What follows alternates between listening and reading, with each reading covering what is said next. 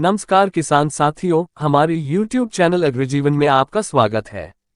आज हम इस वीडियो में बात करेंगे कि फार्म पर सूअर की फीड तैयार करते समय फीड में शामिल किए जाने वाले अनाज को कितना बारीक पिसना चाहिए। सबसे पहले हम जान लेते हैं कि फीड में शामिल अनाज की ग्रेडिंग यानी पिसे गए अनाज के आकार का सूअर के विकास और आपके फार्म के फीड खर्च को कम करने में क्या महत्व है। सूअर पालन में ज्यादा से ज्यादा सूखा लाभ प्राप्त करने के लिए यह जरूरी है कि सूअर द्वारा फीड का पूरी तरह उपयोग किया जाए। इसका अर्थ यह है कि सूअर के द्वारा फीड का अच्छे से पाचन किया जाए और सूअर के मल में कम से कम अपच भोजन रहे, क्योंकि सूअर द्वारा फीड का पाचन जितना ज्यादा होगा उसके मल में उतना कम अपच भोजन रहेगा और इसके परिणाम स्वरूप सूअर कम फीड में अच्छा वजन प्राप्त करेगा। सूअर द्वारा फीड की पाचन क्रिया के दौरान फीड में शामिल अनाज के चूर्ण के आकार का बहुत महत्व है। हम इसे बारीकी से समझते हैं।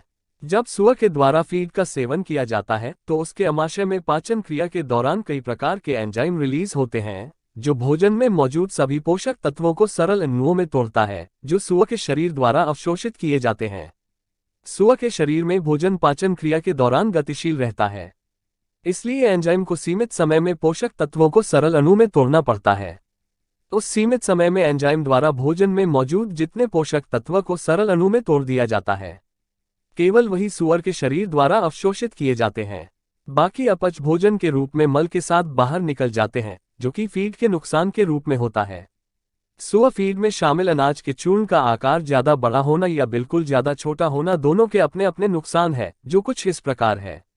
सूअर की फीड में शामिल अनाज के चूर्ण के ज्यादा बड़े होने का नुकसान।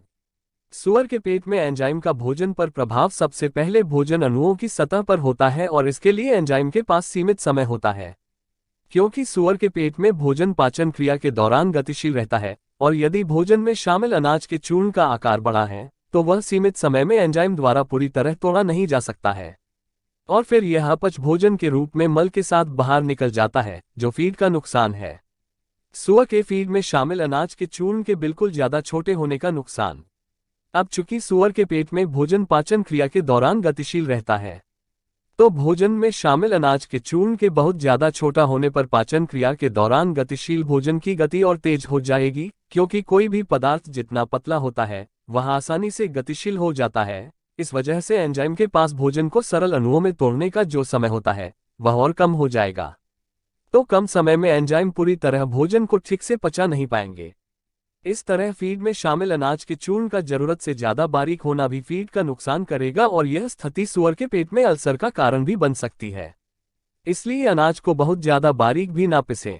तो सवाल यह आता है कि फीड में मौजूद अनाज के चूर्ण का आकार क्या होना चाहिए।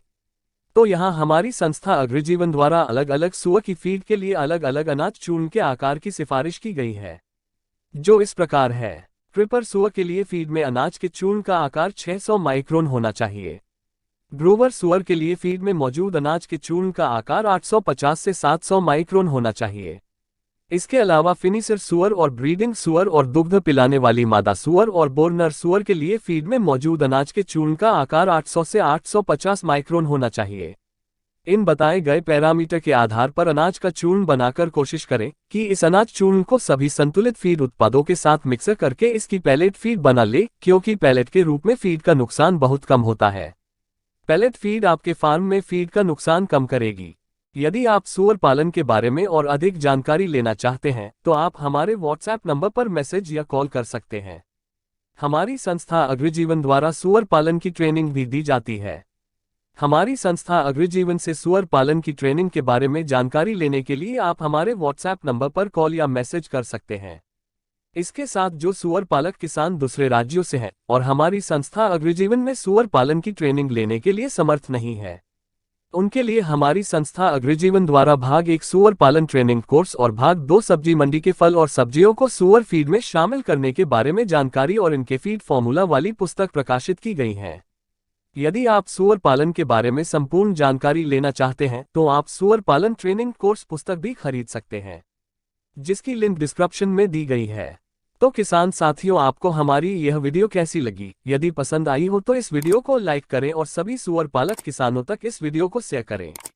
आगे भी लगातार ऐसे वीडियो देखने के लिए हमारे YouTube चैनल अग्रजीवन को सब्सक्राइब करें। तो धन्यवाद किसान साथियों, मिलते हैं अगले वीडियो में। और आगे आप किस टॉपिक पर वीडियो चाहते हैं प्लीज कमेंट्स करके बताएं।